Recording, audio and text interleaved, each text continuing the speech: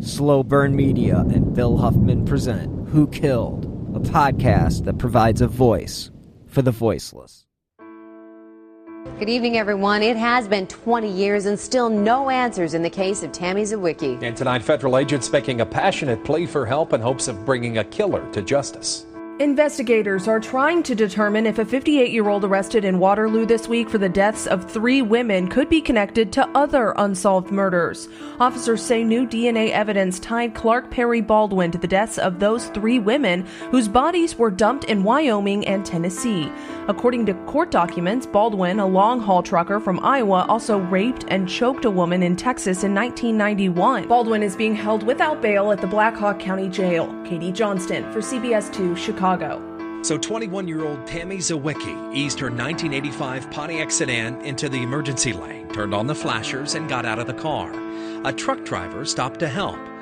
Moments later, she was gone. We've never really conclusively identified where that truck was from, what truck line or truck company it was part of. And we don't even know if the truck driver was the person responsible for the kidnapping. 9 days later, Tammy's body was found along Interstate 44 in southwest Missouri. She had been sexually assaulted and stabbed to death.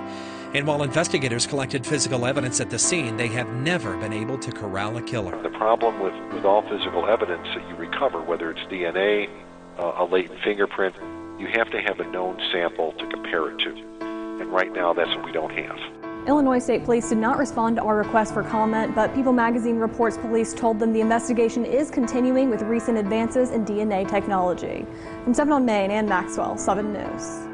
People magazine investigates is highlighting the 1992 murder of an Eastside High School graduate in this true crime series. 7 News reporter Ann Maxwell has our update. The 21-year-old was driving to college in Iowa when she disappeared. Her body was found on the side of a Missouri highway, but she always considered Greenville home. Now the family is hoping new advances in DNA technology will help bring them closure. There is a reward of up to $50,000 for information that leads to the identification of whoever is responsible for this crime. A reward of up to $50,000 now being offered for any information leading to the identification of the person or persons responsible for the murder of Tammy Zywicki. If you have any tips, call your local police department or the FBI immediately. Hello and welcome to episode 108 of Who Killed. I am your host, Bill Huffman, and this is a Slow Burn Media podcast. Over the past 100 or so episodes, we have covered more than a few cases that focus on serial killings, such as the New Bedford Highway killer and the Colonial Parkway murders. The thing these two cases have in common is the bodies of these victims were found on the sides of roads or highways. And with the creation of the interstate system in the mid-1950s, civil engineers accidentally cracked open the door to a more secretive and quicker way to leave a crime scene. And with all that being said, we are going to be talking about the case of Tammy Zywicki, who is maybe one of those highway victims, as she was last seen on Interstate 80 after her car broke down. Now, I'm going to reference here from an excellent article written by Chicago Tribune reporters Grace Wong and Catherine Rosenberg Douglas from August 22nd, 2017. Quote, "The day before the 25th anniversary of Tammy Zywicki's kidnapping and murder, the FBI and Illinois State Police announced they are using modern technology to retest evidence in her killing. Zywicki was a 21-year-old college student, having traveled from her New Jersey home to her last year in college in Grinnell, Iowa. She had left Evanston, where she dropped off her brother at Northwestern University, but she never arrived at Grinnell College. Now, she was last seen with her car on Interstate 80 at mile marker 83 in LaSalle County between 3 and 4 p.m. on August 23rd, 1992. Her car, a 1985 white Pontiac T1000, was found by an Illinois State Police trooper and marked as abandoned. An extensive search was conducted. Zywicki's body was discovered by accident on September 1st, 1992, alongside a Missouri highway. Her body was hundreds of miles away along Interstate 44 in rural Lawrence County, Missouri, wrapped in a red blanket that was sealed with duct tape. She had been stabbed 8 times and sexually assaulted, the Tribune reported. And again, in 2017, the FBI was asking for the public's help. Witnesses said a semi-truck was near her vehicle before she went missing, and the truck driver was described as a white male, 35 to 40 years old, and just standing over 6 feet tall with dark, semi-bushy hair. Quote, "There have been and continue to be several persons of interest," said Master Sergeant Matt Bearwinkle, a state police spokesman. Quote, "However, no suspects have been named and no arrests have been made," unquote. As we all know by now, DNA testing and the science involved is improving rapidly. So, quote, "Investigators are coming up with new ways to retest exhibits to find DNA strands on materials at labs for the state police and FBI, as well as the other labs outside of law enforcement." Now, a couple items of note that were not recovered were Zywicki's Canon 35mm camera and a Loris brand musical watch that played the tune "Raindrops Keep Falling on My Head" with a green band and a green umbrella on its face. Now, she also had a red and white soccer patch monogrammed with St. Giles Soccer Club from Greenville, South Carolina. And the FBI at the time, and still is, offering a reward of up to $50,000 for any information, leading to the arrest of anybody involved in this crime. And I will post a link to the article as well as her missing poster and details of her disappearance in the show notes. And again, this was a great article by Grace Wong and Catherine Rosenberg Douglas of the Chicago Tribune. Very informative. And again, I will provide a link, and it's definitely worth reading. Miss Zywicki is just one of hundreds of unsolved murders along the country's interstates. The Federal Highway Commission says, quote, "The interstate system has been called the greatest public works project in history. From the day President Dwight D. Eisenhower signed the Federal Aid Highway Act of 1956, the interstate system has been a part of our culture as construction projects and as transportation in our daily lives, and as an integral part of the American way of life. Every citizen has been touched by it, if not directly as motorists, then indirectly because every item we buy has been on the interstate system at some point. President Eisenhower considered it one of the most important achievements in his 2 terms in office, and historians agree." Again, one of the other things historians agree on is that the building of this interconnected system created the perfect conditions for serial killers to commit crimes in one community and return to another. This was clearly the case with the Golden State Killer. Even though he wasn't a truck driver, he would use the ease of access to commit crimes miles from where he lived. The LA Times put out a great article about how the building of the interstates that crisscross our country fueled serial killing. So much so that the FBI created the Highway Serial Killings Initiative. And here is the press release announcing the new task force from 2009, which I'm going to read directly from. Quote, "In 2004, an analyst from the Oklahoma Bureau of Investigation detected a crime pattern. The bodies of murdered women were being dumped along the Interstate 40 corridor in Oklahoma, Texas, Arkansas, and Mississippi. The analyst and a police colleague from the Grapevine, Texas Police Department referred these cases to our Violent Criminal Apprehension Program, or VICAP, where our analysts looked at other records in our database to see if there were similar patterns of highway killings elsewhere. Turns out there were. So we launched an extensive effort to support our state and local partners with open investigations into highway murders. Today, we're publicly announcing our Highway Serial Killings Initiative to raise awareness among law enforcement agencies and the general public about this issue and our unique assistance on these cases. First, some background. The victims in these cases are primarily women who are living high-risk, transient lifestyles, often involving substance abuse and prostitution. They're frequently picked up at truck stops or service stations and sexually assaulted, murdered, and dumped along a highway. The suspects are predominantly long-haul truck drivers. But the mobile nature of the offenders, the unsafe lifestyle of the victims, the significant distances and multiple jurisdictions involved, and the scarcity of forensic and witnesses can make these cases tough to solve. Enter VICAP, part of our National Center for the Analysis of Violent Crime and a national repository of violent crimes. The database, which contains information on homicides, sexual assaults, missing persons, and unidentified human remains, is available to law enforcement throughout the country over a secure internet link on our Law Enforcement Online. VICAP analysts have created a national matrix of more than 500 murder victims from along or near highways, as well as a list of some 200 potential suspects. Names of suspects contributed by law enforcement agencies are examined by analysts who develop timelines using a variety of sources of information. When the initiative was launched and announced publicly in 2009, at least 10 suspects believed responsible for some 30 homicides had been placed in custody, including a trucker arrested in Tennessee charged with 4 murders and a trucker charged with 1 murder in Massachusetts and another in New Jersey. But what about this case that started it all?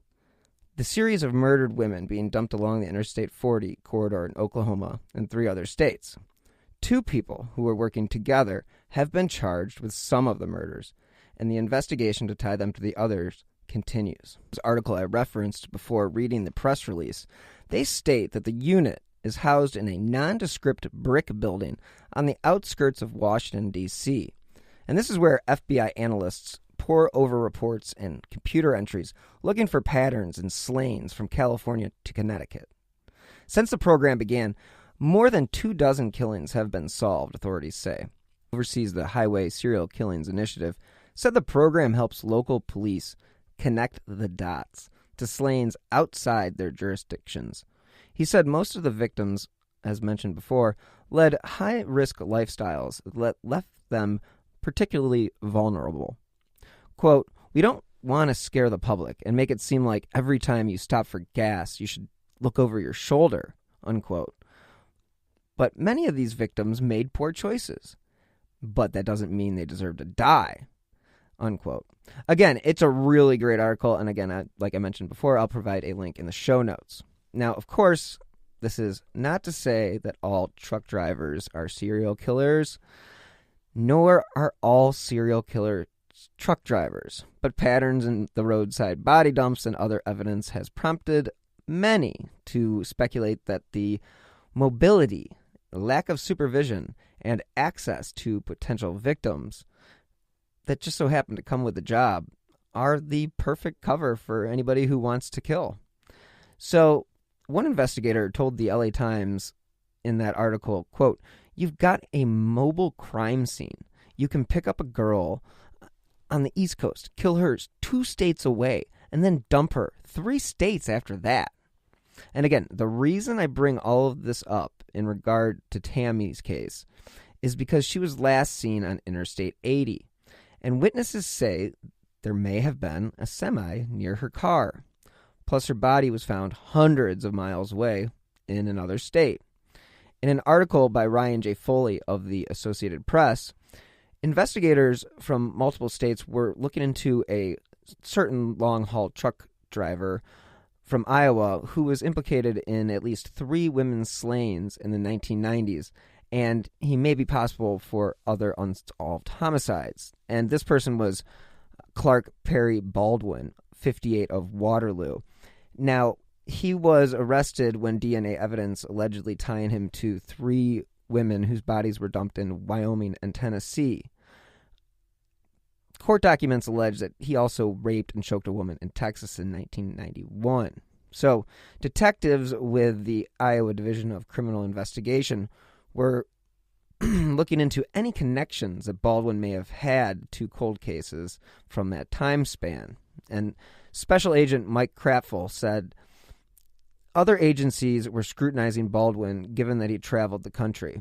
He went on to say, quote, "Obviously, there are several cases that need to be followed up on, and one of those cases of interest was the 1992 death of Tammy Zywicki, who was, again, just 21 at the time." In Wyoming, Baldwin was charged with the deaths of two women whose bodies were found in 1992, and they were found 400 miles apart. And again, these people were never identified, unfortunately, and they were actually nicknamed Bitter Creek Betty and I-90 Jane Doe. Now, in Tennessee, Baldwin is charged with 2 counts of murder in the 1991 killing of a 32-year-old pregnant woman from Topping, Virginia, Pamela McCall, and her fetus. Now, a Tennessee crime lab developed a DNA profile of a suspect in McCall's death last year after a cold case investigator submitted it for evidence and analysis. And a check in a national database matched the profile to one that had been developed years earlier, linking the 2 Wyoming deaths. Now, investigators focused on Baldwin after finding DNA in a commercial genealogy database of someone related to the suspect's profile. And last month in Waterloo, the FBI secretly collected DNA from Baldwin's trash and a shopping cart he used at Walmart, and testing revealed that it was a match. Again, you hear these stories all the time, and it sounds like it's crazy. You know, it sounds like something straight out of a television show. And it is some way, that's exactly how it gets done. Now, the article goes on to say that the Tennessee District Attorney General Brent Cooper praised investigators for, quote, bringing this serial killer to justice. I'm also very happy to be able to give Rose McCall's mother a chance to see justice for her daughter's and granddaughter's murder. As she puts it in a recent phone call, "At least I have a grave to visit. Some moms don't even have that."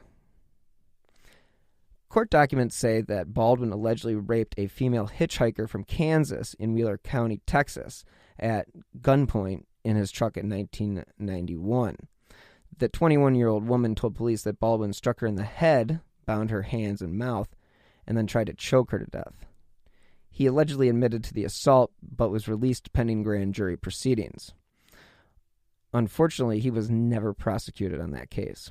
And again, Baldwin was a long-haul truck driver. He basically fit the mold, and he had previously lived in Iowa and Missouri. So, like, he was looking as good of a suspect for Tammy's disappearance as any.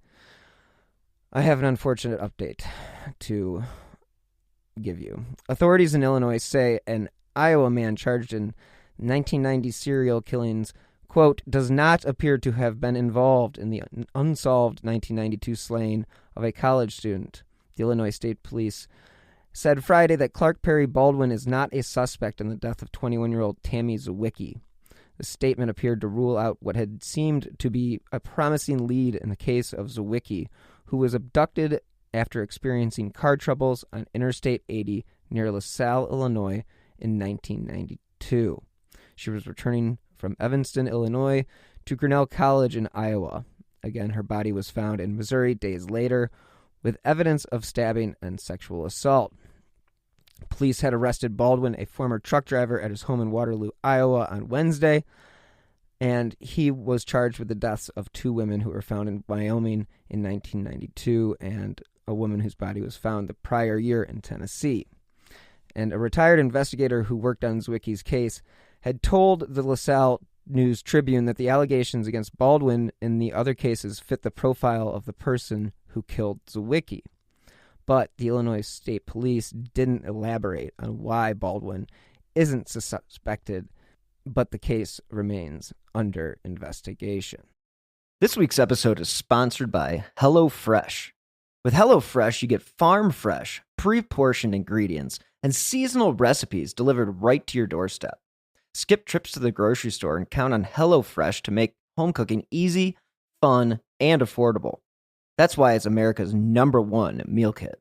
This summer, HelloFresh is here to take the work out of eating well. Reach your goals with delicious, calorie-smart, and protein-smart lunch and dinner options, plus new vegan recipes, too. HelloFresh makes entertaining easy with a selection of crowd-pleasing eats like their bratwurst bar with caramelized onions, Dijonnaise slaw, and pineapple relish, or a snack board with pretzel bites, spiced bar nuts, and hot honey peach jam. So go to HelloFresh.com/whokilled16 and use the code whokilled16 for 16 free meals plus free shipping. Again, go to HelloFresh.com/whokilled16 and use whokilled16 for 16 meals plus free shipping. Let's take a minute to hear from this week's sponsor, BetterHelp. As I have stated many times before, I have had to deal with just a bit of anxiety and depression in my life, and now I'm happy to say that there is an easy way to get help. Because if there is something that is interfering with your happiness or is holding you back from achieving your goals, BetterHelp Online Counseling is there for you. You'll be able to connect with a professional counselor in a safe and private online environment. It's convenient because, well, it needs to be in the current world we live in. So now you can get help on your own time and at your own pace. All you have to do is schedule secure video or phone sessions, plus you can chat and text with your therapist. BetterHelp really is there for you. They have over 3,000 U.S. licensed therapists across all 50 states. And if, for whatever reason, you aren't happy with your counselor, you can request a new one at any time. You can even download apps for your computer or smartphone. So whether you're suffering from depression or anxiety, anger, stress, relationship issues, not getting enough sleep at night, trauma, family conflicts, LGBT matters, grief, or self-esteem, they literally have a licensed professional counselor for you. And of course, everything you share is confidential. My favorite part is that it's actually an affordable option. Who Killed listeners get 10% off your first month with the discount code WHO. So why not get started today? Go to BetterHelp.com/WHO. All you have to do is fill out a questionnaire to help them assess your needs and get matched with a counselor you'll love. Again, for 10% off, go to BetterHelp.com/WHO. All right, we're back. What we do know is that Baldwin was not the only trucker using the highways as his killing grounds, as the Highway Killing Initiative shows. Heck, every state probably has a few of their own. Here in Ohio, where I'm from, we actually had the arrest of Samuel Legg III. In February 2019, the FBI announced the arrest of former Elyria, Ohio, put a pin in that one, resident Samuel Legg III. The Ohio Attorney General, Medina County officials, and police announced the arrest of Samuel Legg III. According to Ohio officials, technical assistance from the Ohio Attorney General's Bureau of Criminal Investigation and years of police work recently led to a DNA match. Officials said Legg's DNA is also linked to 4 homicides, but indictments in those cases are pending. Authorities in Ohio traveled to Arizona to extradite Legg. Legg is currently charged with 2 counts of rape and will be arraigned on Thursday in Medina County Common Pleas Court. One of those 4 homicides was the 1997 murder of Julie A. Conkle.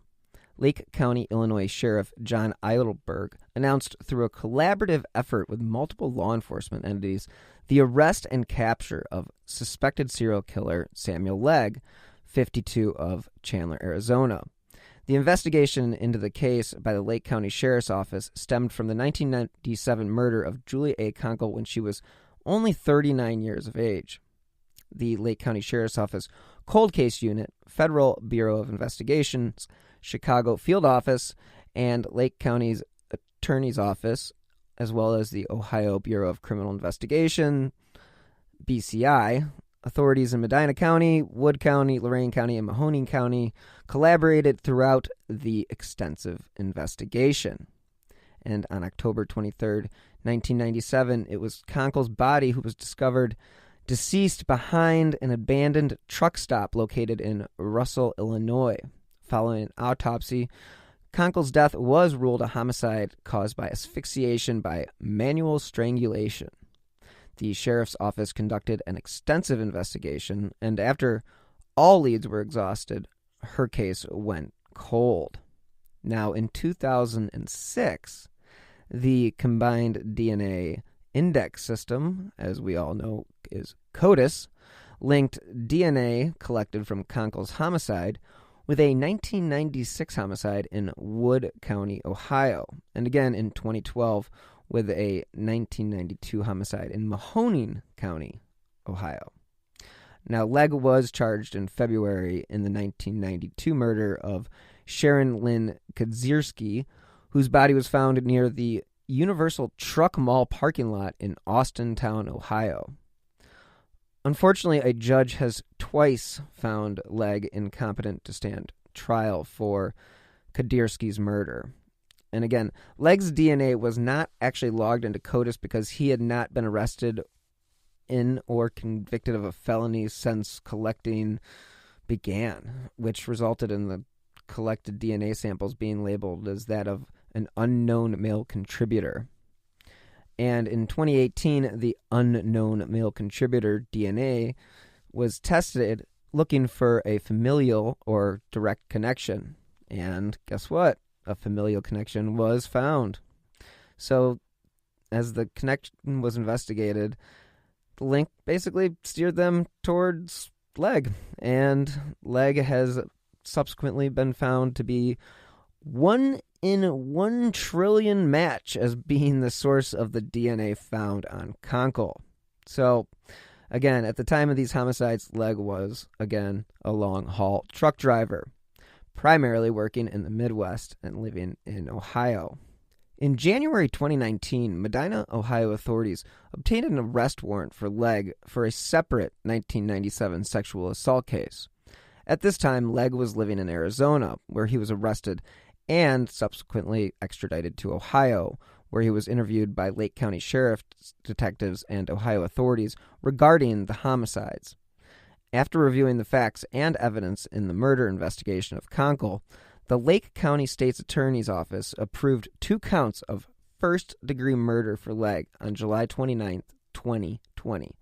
The Lake County Sheriff's Office Cold Case Unit appeared in Lake County Court, where a judge approved the arrest warrant for Mr. Legg.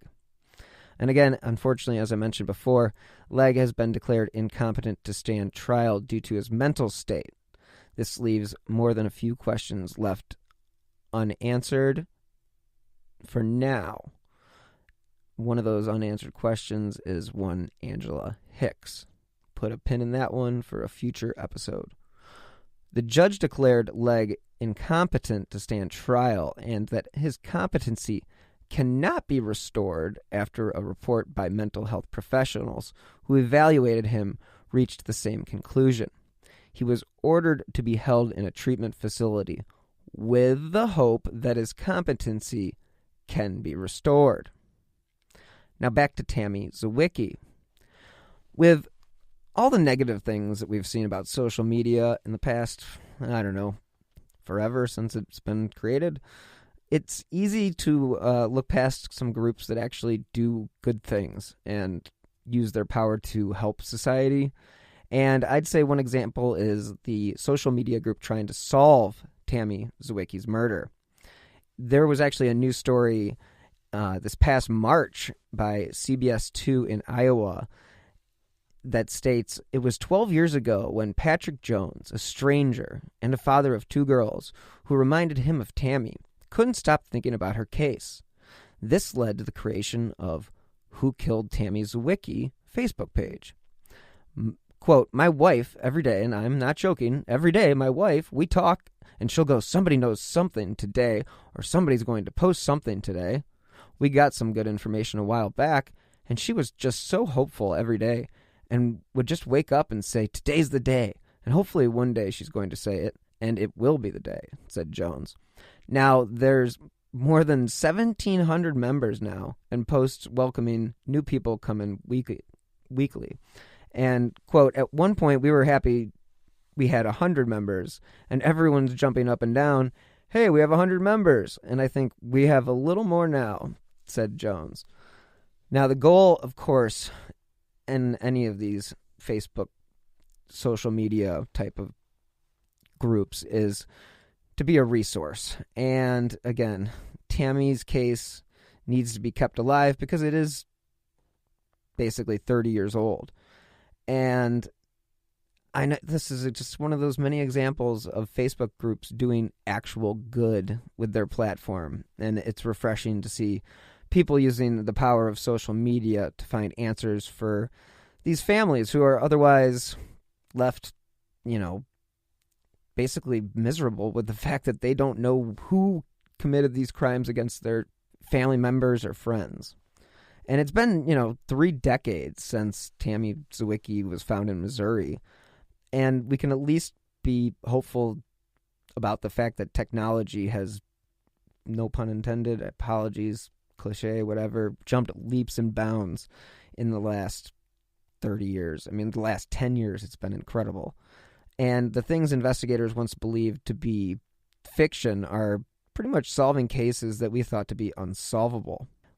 Like, as of April 2019, GEDmatch had been used in at least 59 cold case arrests, most of which were the work of Parabon Nanolabs and their chief genetic genealogist, Cece Moore, as well as 11 Jane and John Doe identifications across the U.S., most of which were run and funded by the DNA Doe Project. Now, Cece Moore may be a name that you are familiar with.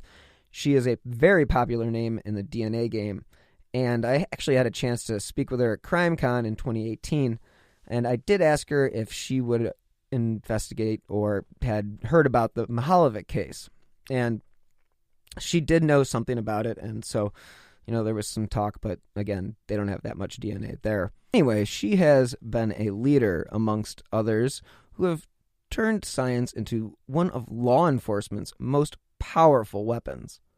If there is DNA, there is a good chance they will be able to help your investigation. And let's not forget about the biggest news of the week, the arrest of Kristen Smart's killer. According to NBC News, a man connected to the disappearance of college student Kristen Smart in 1996 was arrested on a murder charge Tuesday, California authorities said. San Luis Obispo County Sheriff Ian Parkinson said at a news conference Tuesday that the man, Paul Flores, 44, was arrested and charged with 1 count of murder in connection with Smart's disappearance. Flores was arrested in San Pedro in Los Angeles County and transported to San Luis Obispo County, Parkinson said. Now he is being held without bail. Smart, who in 1996 was a 19-year-old college student at California Polytechnic State University in San Luis Obispo, disappeared after she went to a party. Flores, who was Smart's friend, was reported to have walked her home from that party. Smart, who was unfortunately never found, was declared dead in 2002. Flores' father, Ruben Flores, 80, was also arrested Tuesday. He was charged with 1 count of being an accessory after the fact. Bail was set at $250,000. Again, Kristen Smart was last seen in May 1996.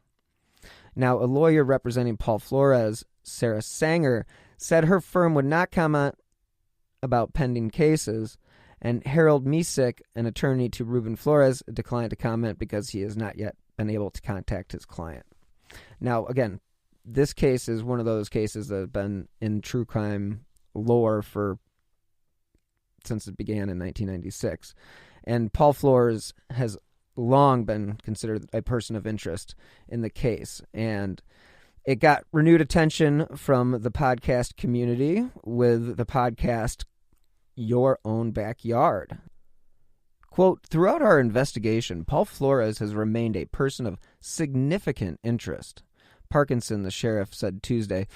And, quote, as the case progressed, became a suspect and the prime suspect in this case, unquote. Now, an area near where the campus where Smart was a student was searched in 2016 and actually excavated. Last year, Flores' home in Los Angeles was also searched, and there were other locations on the West Coast as well. So on Tuesday, Parkinson revealed that his office interviewed more people in 2019, and many came to light thanks to the podcast. So kudos to the podcast creators. Now, another warrant was served in March in Arroyo Grande at the home of Ruben Flores, Parkinson said. Quote, as a result of this evidence, a San Luis Obispo Superior Court judge signed 2 arrest warrants and 2 additional search warrants, unquote, Parkinson said. Now, the Floreses were arrested simultaneously in Los Angeles and San Luis Obispo counties early Tuesday. Quote, we have not recovered Kristen, unquote, Parkinson said, adding later that he promised Smart's parents that we are not going to stop until Kristen is recovered. Someone always knows something. If you are one of those people holding on to a secret you know will help a family grieve properly, I implore you to step up. You can do it anonymously, as there is a great amount of guilt you must carry with that knowledge. Crime Stoppers is one way of relieving yourself of the burden. Again, I'm not trying to blame people who fear for their lives if they know something they shouldn't. I'm giving you a way to let someone know, and you can stay out of it. All it takes is one tip, and a cold case can once again become hot.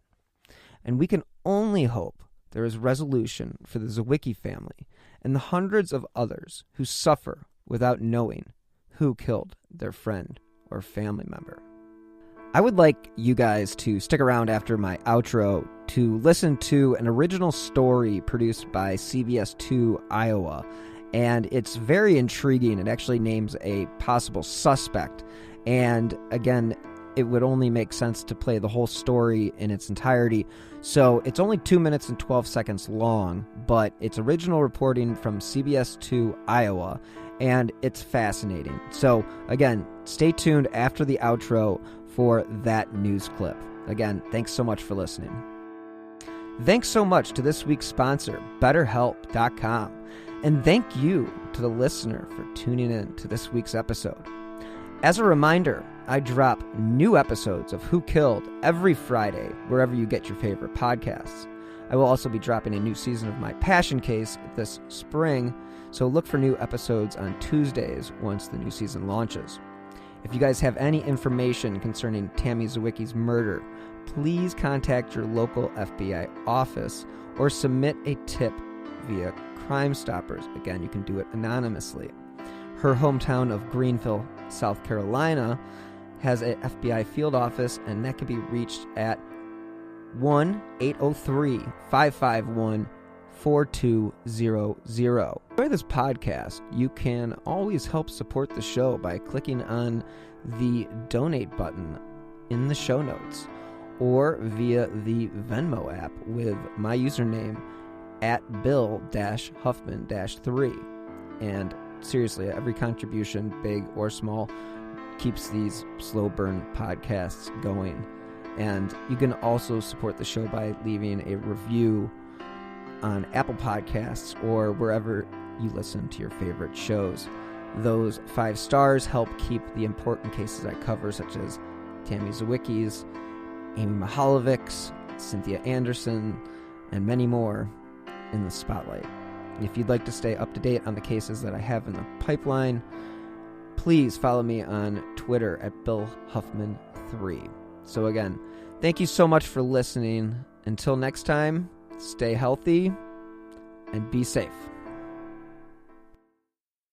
It is a murder that has gone unsolved for more than 2 decades. College student Tammy Zywicki killed as she drove herself to school. But tonight, a man who once worked the case says he believes he knows who is responsible. CBS 2's Mike Parker has more in this original report. I believe it can be solved, and that's what the most important thing to me. We can identify, I believe, the killer. Retired Illinois State Police Master Sergeant Martin McCarthy was a member of the task force investigating the 1992 abduction and murder of Tammy Zywicki. Although he's been off the job for 13 years, he hasn't given up the search for her killer. This isn't my first rodeo. You know, I've done homicides for many, many years. The most obvious guy is the guy who did it. Not like television or movies, just the most obvious guy. McCarthy believes it was Lonnie Bierbrot, now dead, a felon on parole, who kidnapped the 22-year-old college student from alongside her disabled car on I-80 near LaSalle, raped and killed her in his truck, then dumped her body near Interstate 44 near Springfield, Missouri. not far from Bierbrot's home. He was a violent convicted felon. What did he armed do? robbery, 2 armed robberies, an attempt murder. He did 3 consecutive 10-year sentences. McCarthy says Bierbrot has been placed in LaSalle County on the day Zywicki disappeared, and that a witness has identified Bierbrot as the man she saw standing alongside the victim along the highway. McCarthy also says Bierbrot had his truck steam cleaned, then sold it, not long after the murder. Why do you keep at this? Because I think that murder is forever. We never, ever stop. And there's something else. One witness says Bierbrot gave away as a gift a key piece of evidence, an unusual music box wristwatch, the same kind of watch that was missing from Tammy Zywicki's suitcase. Bierbrot died in 2002. McCarthy says he hopes authorities finally see the case his way and just close it after all these years. The Zywicki family, he says, needs some closure. Robin Caton. Yeah, indeed they do. All right, thanks. Are you tired of seeing your teen or young adult struggle on a path that clearly isn't the right fit? Is your teenager confused about which direction to take after high school? The future of work is changing rapidly, and our kids need to know all of the options available after high school so they're empowered to make the choice that is best for them. In each episode, we explore the latest trends that are shaping the opportunities of today and tomorrow. I'm your host, Betsy Jewell, and this is the High School Hamster Wheel Podcast. You might be surprised to know that not all serial killers are straight cisgender white men, and the victims of true crime are not a monolith either. She's Wendy and I'm Beth, and together we host Fruit Loops Serial Killers of Color, a true crime podcast. Together we take deep dives into the true crime stories about marginalized and minoritized perps and victims that often go untold. We also provide the context and nuance that these stories deserve. At Fruit Loops, we're serving up true crime with a side of history, society, culture, and some fun. Listen to Fruit Loops Serial Killers of Color on Spotify, Google Play, Apple Podcasts, or wherever you get your podcasts.